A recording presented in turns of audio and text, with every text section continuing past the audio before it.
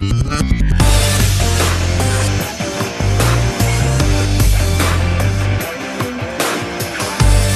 la República Dominicana soy Ivonne Ferreira. Señores, aquí estamos ya en la antesala del fin de semana. Hoy 9 de diciembre es el año 2021, señores, y hoy es Día Internacional contra la Corrupción. Y yo creo que en República Dominicana tenemos muchos motivos, muchas referencias tangibles ahí para reflexionar respecto a este día, ¿no? Día Internacional contra la corrupción administrativa, la corrupción gubernamental, la corrupción empresarial en el caso de República Dominicana, la corrupción que involucra a militares, que involucra a todos los estamentos, incluso a ese poder que es permanente y que siempre ha estado decidiendo detrás sobre lo que ocurre en el país para aplicar políticas decentes a favor de la colectividad, y que en el caso de nosotros de manera muy frustrante pues ha servido para el lucro de muchos sectores. Normalmente se habla siempre sobre la corrupción gubernamental, pero hay muchas razones y hay muchos expedientes y hay muchas referencias, lamentablemente, en República Dominicana, para que hagamos una reflexión profunda respecto a los cambios que habría que darse y de lo que la gente hace tiempo hizo conciencia. Y esa conciencia llevó al pueblo dominicano a levantar como un derecho fundamental la lucha en contra de la corrupción y su hermanita gemela, que es la impunidad, que es lo que ha permeado todos los estamentos de esta isla, ¿no?, del Caribe. Pues vamos a hablar sobre esto, pero vamos primero a agradecer a la Cooperativa Mamoncito, donde usted deposita su confianza. Cooperativa Mamoncito, y claro está, a Sardinas Dimar, por el apoyo que ofrece a esta transmisión que hacemos con gran esfuerzo cada día, tratando de hacer alguna lectura sobre los hechos de la cotidianidad. Gracias a todos los que nos siguen también a través de esta transmisión en esta plataforma de YouTube. Es lo que nosotros pensamos, en nuestra mirada sobre los distintos casos, de lo que usted también puede opinar, puede disentir, como siempre decimos, en el marco del respeto, y no como usualmente aquí se diluye en algunos casos, precisamente dando una connotación personal a situaciones que a todos nos compete. Así es que muchísimas gracias. Vamos a pedirles que se suscriban los que no lo han hecho a este canal de YouTube. Y mire, la referencia es importante precisamente cuando ahora en esta coyuntura tenemos los casos de muchos operativos, operación, con muchos moluscos de por medio, con expresiones como las que se han visto en este momento histórico en República Dominicana, de ver, por ejemplo, gente del pasado gobierno, como ha sido el entorno cercano al expresidente de la República, hablar de caja chica de instituciones del Estado que simplemente han debido servir para resolver una serie de temas y problemas fundamentales que todavía están pendientes, como deuda social que se ha ido acumulando en el tiempo, y que precisamente ese flagelo desgraciado de la corrupción no ha permitido que pudieran materializarse. Por eso nosotros tenemos pendiente la materia educativa, que es lo peor que nos ha podido pasar, en tanto se le ha coartado a la gente el derecho a que lógicamente pueda ordenar sus ideas, observar los acontecimientos, por supuesto, en esa misma medida que esas posibilidades de educarse se le han coartado desde un ministerio que ha debido jugar un papel fundamental, más proactivo respecto a la educación de la gente. Y si así seguimos nosotros hablando sobre el tema de la salud, esos estamentos han servido más que para empezar a devolver al pueblo dominicano lo que ha invertido, y por supuesto a ponerse a tono con esas deudas, pues esos estamentos simplemente han servido para la corrupción. El tema, por ejemplo, del sistema hospitalario, a nombre de las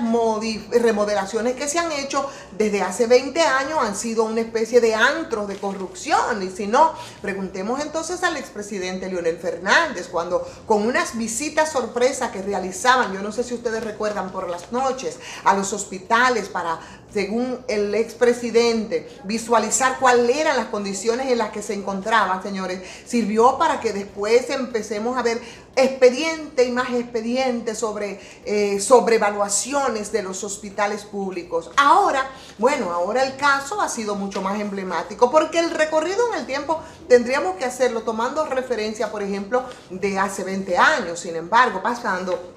por el proceso de capitalización de la empresa pública, por un sectores en los que habría que necesariamente detenerse, como es el sector eléctrico, que se ha comportado también como servicio que merecemos y que pagamos, como una especie de tinglado mafioso. Y por supuesto, esa privatización, esa capitalización, decían ellos, pues sirvió para que se fundaran estamentos que, como el FOMPER, escuchábamos nosotros decir a Lucía Medina que no era otra cosa que una especie de caja chica, vaya, de los Medina Sánchez, ¿no? Y que la llave, y eso pasa así como si nada, la tenía justamente el expresidente de la República, lo que lleva a muchos a preguntar, señores, que cuándo es que tendrá que hacer su visita para responder a ese tipo de desliz, o si no ir a la Procuraduría, por lo menos que se apersonaran agentes del Ministerio Público para conocer estos casos. Casos estos que tendrán que entrar en una fase de judicialización o intervención de la judicatura, pero con lo que tenemos en los últimos días, y los titulares del día de hoy nos dan muchas razones en esa dirección, cuando vemos, por ejemplo, que el fiscal adjunto Jenny Berenice y Camacho nos hablan que un caso que fue el primero que se destapó en este momento histórico, vuelvo y digo, donde se hace un ejercicio de justicia independiente, aunque no institucional, por ejemplo, del caso Pulpo, y los millones y millones que esto ha involucrado. Señores, 43.000 millones estamos hablando, y cuando hacemos referencia al caso de Ozoe, tenemos que detenernos ahí. Cuando vemos cómo al dinero se le perdió el respeto por el tema de la corrupción, con 5.000 millones, por ejemplo, en una institución que, como es de bueno, pues da un servicio bastante tímido en términos de lo que se necesita para un país que se supone que avanza, que intentamos ir vía de desarrollo, para un país que vive fundamentalmente, que una de sus entradas principales es el tema del turismo. 5.000 millones en el caso, por ejemplo, del asfalto, lo que ocurrió ahí y las denuncias que se hicieron. Vamos, si empezamos a hacer la sumatoria, les tenemos que aumentar entonces los 220 millones que también, como casos últimos destapados con una serie de auditorías, nos involucran un jefe de policía. O qué decir de los 250 millones, señores, que esa alcancía, que era de los Medina Sánchez y de la que el expresidente Medina tenía la llave, según su hermana Lucía, es como para que nosotros hablemos de qué está pasando en nuestro país con todo el tema de la corrupción, Y si, por supuesto, nosotros a eso le sumamos algunos elementos que también en esta administración, bueno, pues la cosa es terrible. Y hablamos de lo que recientemente ocurrió con un caso que probablemente no podrá ser cerrado, en el que se involucró a título personal a un servidor, entre comillas, público, que trató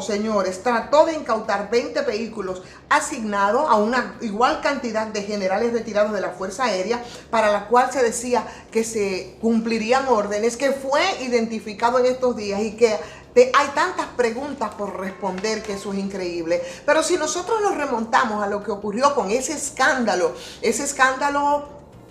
continental, ese escándalo que involucró a muchos países de la región, como fue el de Odebrecht, y que fue terrible el manejo corrupto de 92 millones de dólares para sobornar a gente que simplemente su tarea era posteriormente a sobrevaluar una serie de obras para lucrar, y que son casos que con la justicia también involucrada no se quedaron en el limbo, y que por supuesto devino en un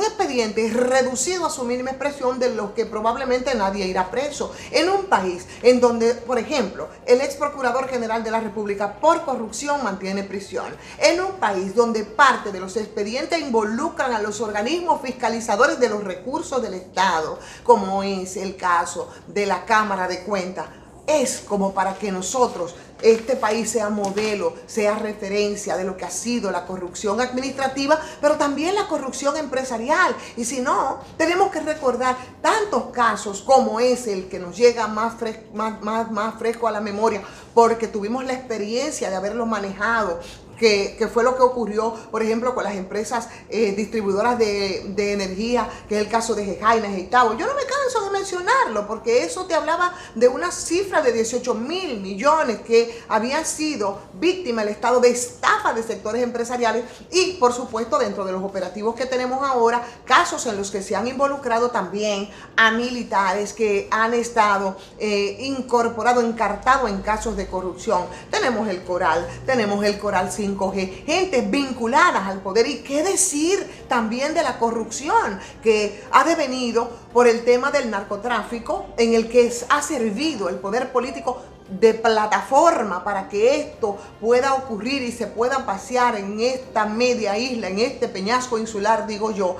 sin que nada ocurra. Estamos frente a un gran reto, y yo creo que la reflexión es válida. Hoy día 9 de diciembre, declarado por las Naciones Unidas Día Internacional en contra de la corrupción. República Dominicana, en términos de la región, es una referencia importante, y esa referencia importante debe servir para la reflexión, pero sobre todo para la conciencia de que aquí hay un pueblo que esa bandera en contra de la corrupción y de la impunidad que desbordó, y que de verdad la capacidad de sorpresa y de asombro también nos las ha desbordado con los casos que se han puesto sobre la mesa. Yo creo que un día como hoy es para que repensemos cómo se han estado manejando las cosas, cómo se han manejado los recursos públicos, cómo han abusado, señores, de nosotros, de los más pobres, de los ninguneados, como hace referencia Eduardo Galeano en su libro de los abrazos, en un país, ¿no?, que es digno de mejor suerte, y que definitivamente para la persecución de la corrupción, bueno, pues tendrá que empujar para que esos estamentos, esa justicia que ha servido no para perseguir, sino para ser cómplice de la corrupción de manera institucional, pueda avanzar. Que mucho más allá de una buena voluntad, en conexión con lo que la gente quiere, en conexión con lo que la gente exige, y que ha hecho cambiar todos estos procedimientos, yo creo que debemos seguir impulsándola. Entonces, la reflexión es válida, pero también la referencia de República Dominicana como país que en la medición de organismos internacionales ha ocupado los primeros lugares, lamentable y vergonzosamente, como países de los más corruptos de la región. Yo creo que es algo que tenemos que revertir, es algo sobre lo que tenemos que reflexionar. Vamos a darle like si les ha gustado esta transmisión, y por favor vamos a compartirla, vamos a opinar. Suscríbanse a los que no lo han hecho, también a patreon.com. Soy Ivonne Ferreras.